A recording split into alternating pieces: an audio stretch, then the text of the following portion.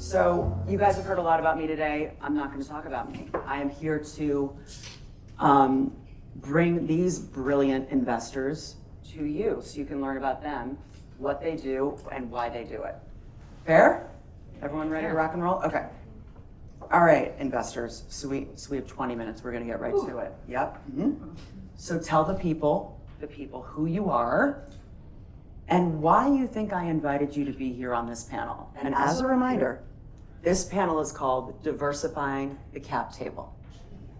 All right? I feel like we're on a game show. Let's go. Lakeisha, Am I going to kick I'm us off? starting with you. All right, I'm happy to do it. Hello, everyone. It's such a pleasure to be here. My name is Lakeisha Landrum-Pierre. I am one of 3 GPs of Emily Ventures. All the conversations about women's health resonate so much with me, as half of our fund invests in women's health. So conversations around menopause, we have multiple menopause companies in our portfolio. So the reason I'm here, not only because I think the world of you, Karen, and love everything about I Fund Women, but the other reason that I'm here is because we are, there's one side of what we do, which is investing in women, but over 80% of our investors, our LP base, is disproportionately women, because our thesis is if we can change who's writing checks, we can change what gets invested in. And we've proven that out. We continue to prove it out, et cetera. So that's why I think you invited me, Karen. Yes, absolutely, absolutely. Okay, so we are going to pop over to Gayatri. Okay, I'm super excited to be here, back in New York. My background, I'll start a little bit with my background. I'm a former Goldman Sachs here, former Federal Reserve Bank. I used to manage U.S. Treasuries assets for U.S. military and Navy. And I started this fund at Veda Capital. I think I'm one of the few or only woman, person of color owned growth fund. We invest from Series C, Series D in deep tech. Some of our portfolios are Neuralink, Cohere, Stripe. We write checks from 10 million to 50 million plus, and sometimes it goes around 100 million also. It's a pure venture capital fund, and I'm just excited to be here because I started this fund because women are having a hard time raising growth stage capital because they have to IPO at Series A and B, and that should not be the case. Just like men, they should also be staying private for longer so that they can also have accelerated growth. So happy to be here, yeah. So when we talk about diversifying the cap table, let me sort of take a step back. Does everyone know what a cap table is? And by the way, I didn't before I started to become an entrepreneur. So it's a capitalization table is a list of the people who own your company, the people that are going to get rich when you IPO or exit. That is your cap table. And by and large, that's where in startups, the wealth is built on the cap table. Everybody with me? Okay. So for the most part, cap tables of all of our favorite public companies that we all use, every day on the this thing, are white men. We love you, white men. We love you. I was married to one once. I'll steal stuff. Sally Project. We're not man haters.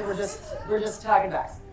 And so the idea of diversifying the cap table means that we want women, we want people of color on cap tables with equity stakes in companies that will make them rich, so they can then create intergenerational wealth for their families and their communities.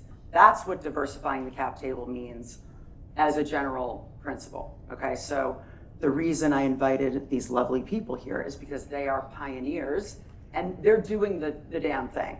So Gayatri, as the only women of color, growth stage fund, writing the size of checks you do, at the end of the day, when your companies go public and you have a liquidity event, you get rich, correct? Yeah.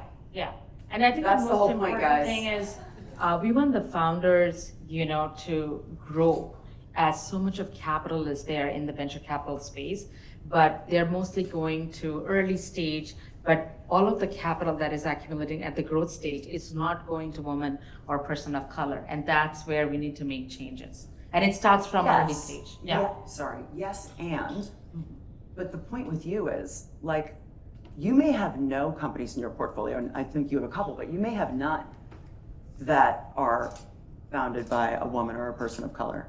but the net is you're the end of the food chain. Like you're the top of the food chain. True. So that's why we like you.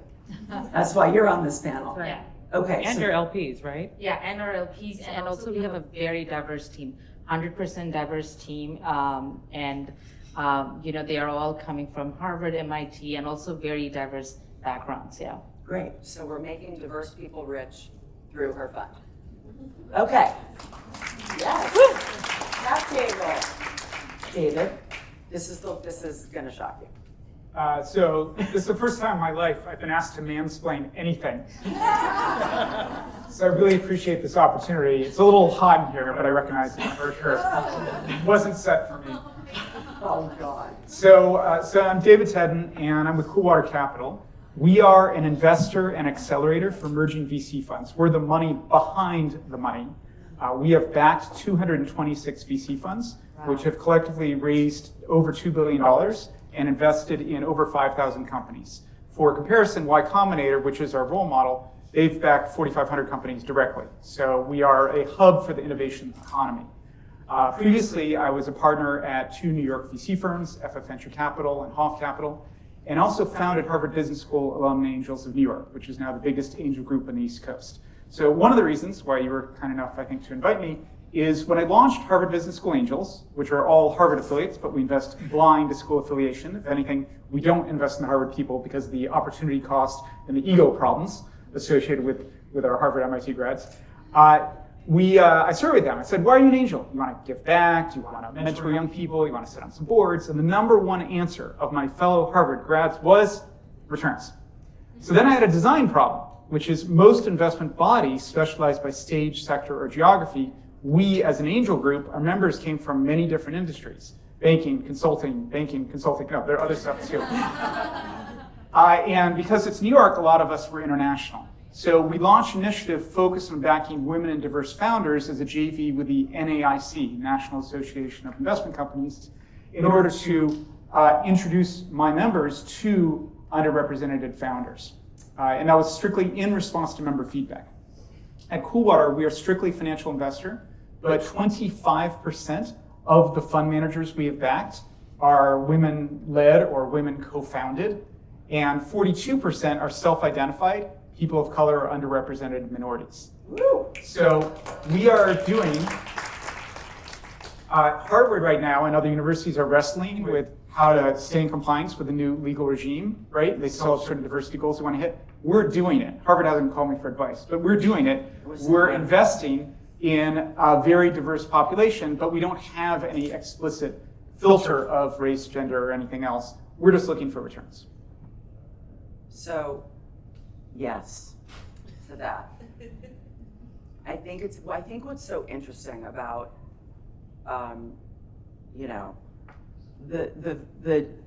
think what's so interesting about how we're all so different up here, like I fund women, right? Obviously we know what we do. Emmeline Ventures is known for funding diverse founders, period, and we're gonna get into that. Gayatri, like, no one really knows like what's what with you. It's more what we just described. With David, and correct me if I'm wrong, the way I met David, I was out in LA giving a speech at a VC event, and this unbelievably beautiful human came up to me, a man. It was like the moral equivalent of a Tom Brady walking up to you and saying, hi, I run a fund called Coolwater Capital, and 40% of our funds go to diverse founders. And I was like, I need to know what to say.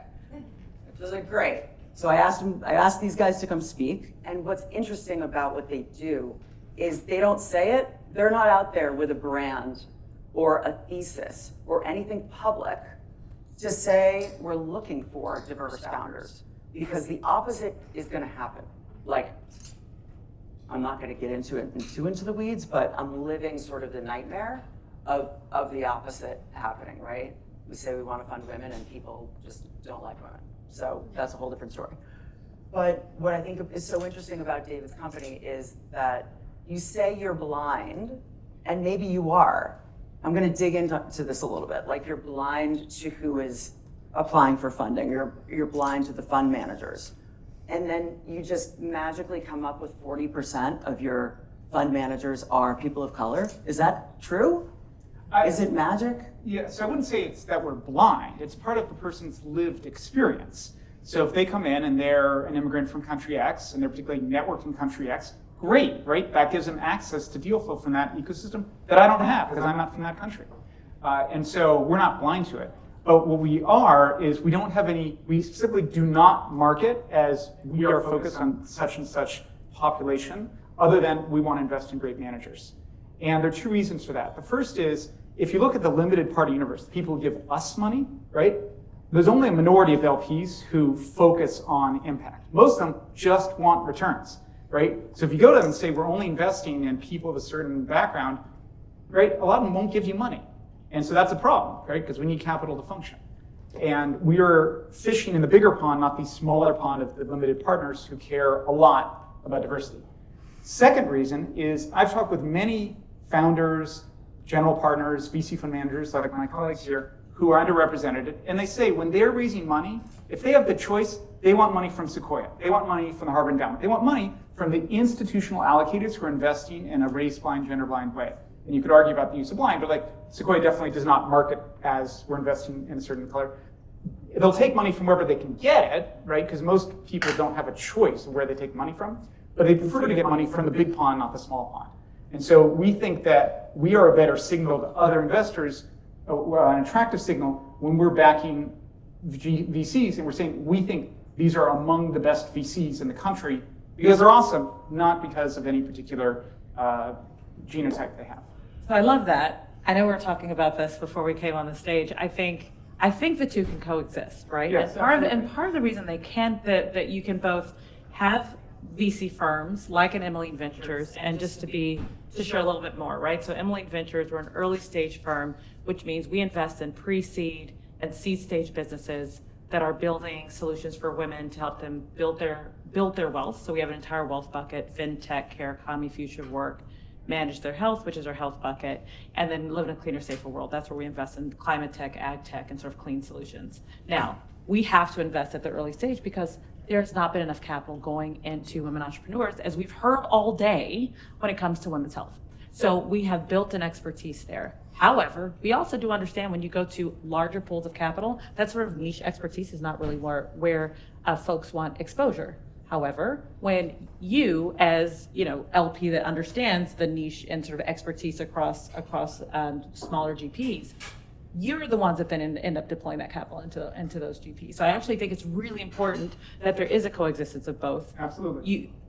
Not only because we're the sort of early stage, in the same way that you have early stage founders who find a market opportunity that no one is looking at, that no one understands, that's also what VCs are doing. The entire job of a VC is to say, where's no one else playing? Where's no one else looking? For us, we see the fact that, we've all heard this, I'm actually quite tired of hearing that women only receive 2% of venture capital, because we really see that as the opportunity, right? We're saying, okay, great, no one's looking here. And so if we can be the first, one of the earlier movers and one of the best investors in that space, great, then it won't seem so niche, right? Then it won't seem as though what we're doing is niche. So I think it's really important to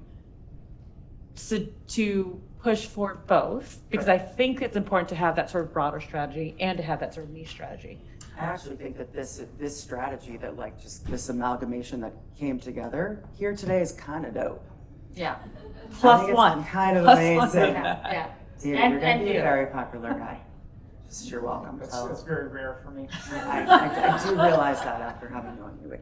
Okay, so we got 4 minutes. All right. So 4 minutes. question number 2. Okay. And guys, just feel free to I kind of want to leave time for questions. So we're going to just get into this one last thing. Okay, so Lakeisha, Emmeline has an explicit mandate to invest in women-led firms. Advaita and Coolwater do not. So what do you think are the advantages and disadvantages of each? And you can start and then pass. And let's have that conversation. We just kind of had it a little bit, right? Yep. I think to be in a room like this is a little bit of an echo chamber, right? In the sense that most of the folks in this room understand that by missing investing in early stage businesses built by women, we're missing on unlocking a huge economic opportunity, right? Everyone in this room has at least heard that women are coming into an unprecedented AUM. Our collective AUM over the course of the next decade will exceed $30 trillion. Assets under management. I'm sorry, yes, assets under management. Thank you. And so if we're building for the future 10 years from now, and I didn't share much about my own my professional background, but I essentially said 12 years ago, the future of digital consumption is headed to the internet in Africa, right? So my focus was building an international media company focused on Africa. When I raised money, people said, well, no, the consumption will stay quite similar to what it is. We said, no, this is where it's headed. And we were the first mover, and it paid off very well. And so essentially what we're saying is now, if you look 10 years from now, it will seem, today we're saying, oh, the future's female. You may hear that said, but no, when 10 years from now, we already know that women oversee most of the capital expenditures in their home. We're talking about AUM beyond just home expenditures, right? We are investing in the businesses today that will be household names 10 years from now, right? And so because of that, we really want to sit in our lane and be the expert in our lane. Yeah. The disadvantage, right, is exactly what you hit on. There are a lot of folks who do not understand. I've been down that road. I was able to raise millions of dollars from the people that got it, and there was a swath of folks. There was a swath of folks who said, what? Media, internet, Africa, pass, and they wish they didn't, right? And so we're having that same experience, and then we're having a wave of women. So we talk about diversifying the cap table. For us, what we've done is found women, like senior executive women, who say, hey, it's curious to me that we're just now starting to talk about innovation and menopause. Right? Why is this just starting to happen over the past decade? This is ridiculous. The answer is getting more women to write checks. Yes. Because we would invest in different things. So for us, the benefit has been to say, hey, if we can find women that get it, people that get it, allies that get it, investors that get it, great. That's how we'll fill our cap table, right? Yeah. And that's been our strategy. However, the disadvantage is, our check sizes then become much smaller, right? So we have a large LP base rather than, you can have 10 LPs and fill a $50 million fund or more. So Gayatri, so you almost hit your Series C, Series D. Yeah, so there's a lot of data around how a large percentage of venture-backed women-owned businesses fall off. That's between right. seed and Series A. Like by handing them off Yeah. to Yeah. And you're past that. We actually, if I had done this in a little different way, we would have had a fund that focuses on Series A, or you can't have everything you want. Our next But- fund will be focusing on Series A and B. Seriously? Yeah. Oh my God, guys! Breaking news. For real? Yes, we are. Great. Tell Yeah, people about yeah. it, because we need that. Like, we need that Yeah. desperately. So one of the things I want to say, it's so important for early stage VCs like them to be successful, because they raise money from people like you guys, and they are investing in people like you guys. And when they become successful, the startups come to us, and then we can start investing. If I have to look at companies where I can invest at Series C and D, and because we invest mostly in deep tech, it is very hard to find women or minorities. And the problem is not with the pipeline. The problem is we are not giving enough opportunities in the early stage space. And there's a lot of discussion, when woman is investing, even if they're earning money, their money is controlled by their husband, by their brothers or son, something like that. We raise only from institutions. I got 0 DEI money. So, it speaks volume, where we stand in the DEI. We have a long way to go. But at the same time, I feel we need to work hard to see early stage VCs to be successful and founders to be successful, so that they can come up and we can invest in those amazing companies. Yeah. Okay. So we out of time, guys. Oh, Can we do one question? No? can we do one question? Yes. Lady in the back. Me? Yeah. I can be loud. I'm an early stage climate venture investor. Nice. And one of the things I have an adverse reaction to is impact investing, because I think it often comes with the hypothesis there's going to be lower returns. So That's only in US, not in Europe and other areas. fair. I think there is a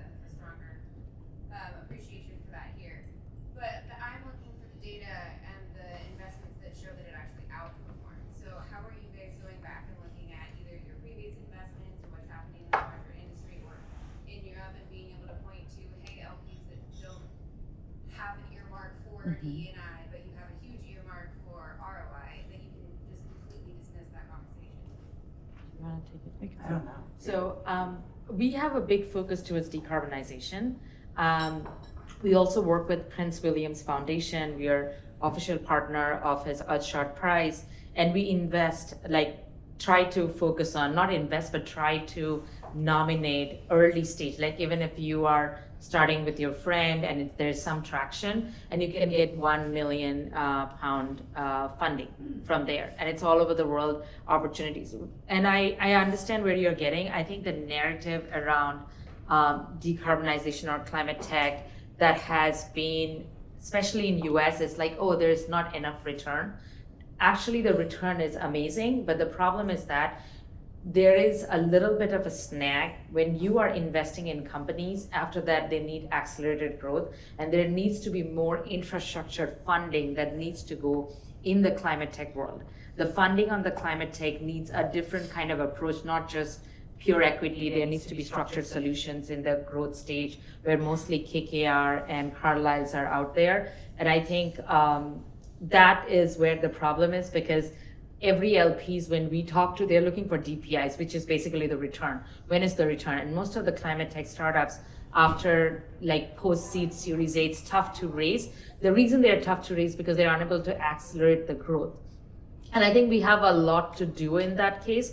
Especially in US, we are so focused on very Silicon Valley, and we also have tons of Silicon Valley portfolios. But the idea is we need more patient capital in the climate tech. In Europe, they understand, they get it. Over here, it's also very politicized, and also people are like, oh, we don't have that much of patient. I need immediate return right now. But one of the things I will, if you're an early stage founder, I'll suggest you talk to the VCs and investors.